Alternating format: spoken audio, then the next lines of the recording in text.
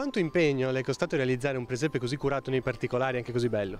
Per esempio è un divertimento, il tempo non si conta. Le sere quando sei dalla televisione o non sai cosa fare, piano piano ti metti, fai il tuo progetto pezzo per pezzo e oggi un pezzo, una casetta, domani un altro e vai in fondo. Che materiale hai usato? Polistirene con materiale dell'edilizia con stucco. Sei contento di questo piazzamento? Sì, direi di sì. Io sono più per i presepi tradizionali.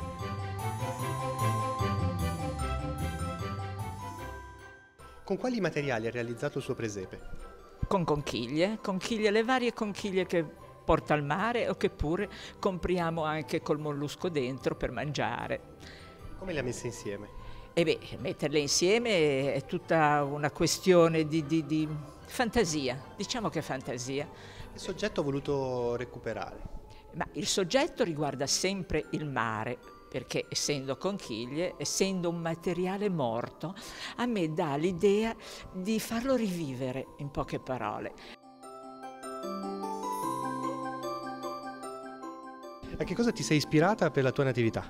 Sono capitata a Monticelli di Cogorno, ho trovato una situazione particolare, quindi con delle cave abbandonate, ormai tutto distrutto, nel senso tutti, rovi, boscaglia. Però ho cercato di ricostruire quello che poteva essere 100 anni fa, quindi appunto il lavoro nelle cave e su questi appunto scarti hanno costruito, dopo aver abbandonato queste cave, delle fasce su cui hanno piantato noccioleti, uliveti, vigneti a seconda comunque delle esigenze di chi all'epoca era su quei territori.